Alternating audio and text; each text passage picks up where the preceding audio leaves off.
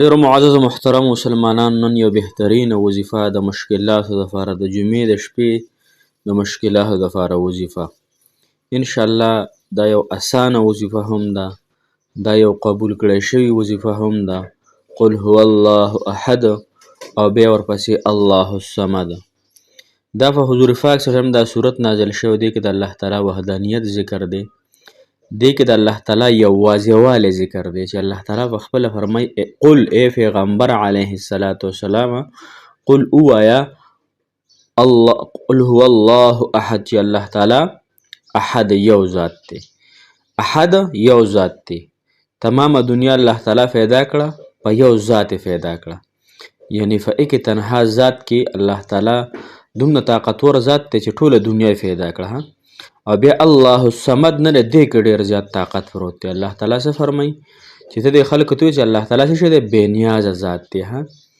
څوک تفوس کولو والا د الله تعالی نه نشته، بل طاقت د الله تعالی سره شریک نشته، نه په جسم کې، نه په طاقت کې، نه په ذات کې، نه په صفاتو کې. الله تعالی یو ذات دی.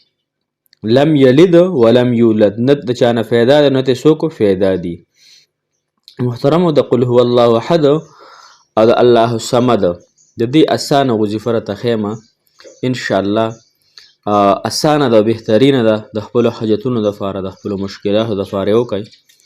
مشکلاتو حل کولو والا صرف زما هغه حقیقي رب دی کم چې په خپل عرش مولا باندې استوا دی، صرف هغه حاجتونه پوره کوي. نور نه انسان د چا حاجت پوره کولی شي، نه فرشتې د چا حاجت پوره کولی شي، نه زیارتونه د چا حاجت پوره کولی شي. د صدقو په ذریعې سره الله تعالی مشکلات اسانوي. د بد ځای نه به د ښه ځای ته مرګ راولي الله تعالی. داسې په نیکو کارونو سره به د الله تعالی د هغې په برکت سره به د الله تعالی حاجت پوره کوي. د وظایفو په برکت سره به د الله جل شانه حاجت پوره کوي. د نیکانو علماو، د طلباو، د حافظانو، عامو مسلمانانو په دعا په برکت سره به د الله تعالی حاجت پوره کوي. نه د خبر نه د معلومه د چا په خوله کې خیر دی. موږ به دله هم انشاءالله مدرسه کې ختم کوو الله تعالی د رضا دپاره.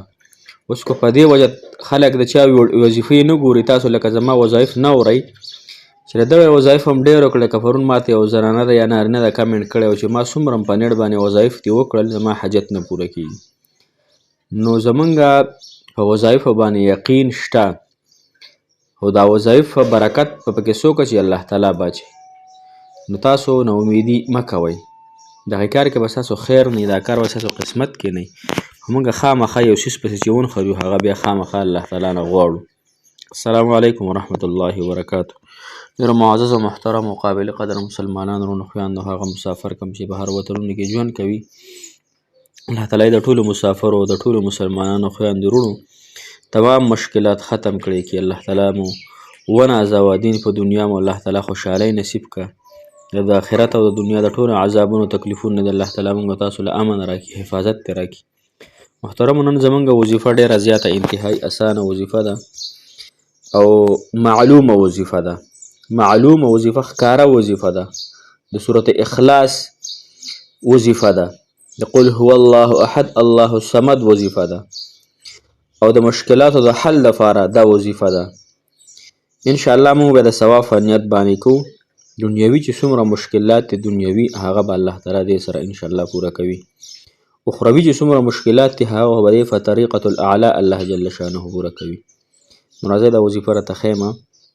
علماو ذکر کړي دي چې لومبی خو به 2 رکعته نفل وکړي، صلات حاجت مونځ، ځکه دا مونځ براه راست د الله تعالی نه د غوښتلو ذریعه ده.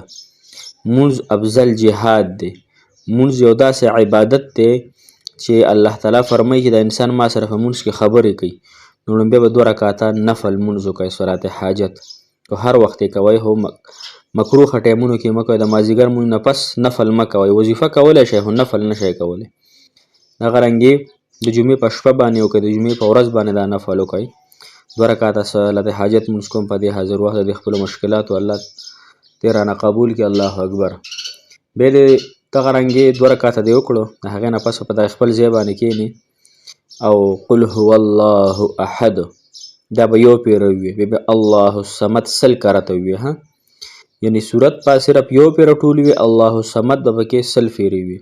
داسې ګورئ بسم الله الرحمن الرحیم قل هو الله احد، یا به دې کې شروع کړئ الله الصمد الله الصمد الله الصمد الله الصمد الله الصمد، یا به 100 پیرې پوره کړئ. ها بیا لم یلد ولم یولد ولم یکن له کفوا احد، نور صورت په یو پیره ووایئ. انشاءالله دا وکړئ په اخلاص او په یقین سره، او بیا د الله تعالی نه په جړه او په فریاد سره خپل حاجت طلب کړئ. کو دا حاجت ته انشاءالله پوره هم نه شو که نه، زړه به ته به د اطمینان میلو شي چې انشاءالله دا حاجت به الله تعالی خو نن پوره نه کو سار له پوره شي، بله له پوره شي. خو کله چې ته اوښکې زما رب ته وبهیې، اوښکې کریم الله ته، هغه سخي الله ته، هغه مهربان الله ته څوک کم انسان وبهیې، الله تعالی ډېر خوشحالیږي. او الله تعالی څه ګران نه ده، ستاسو دا حاجت به الله تعالی په یو منټ کې پوره کړي.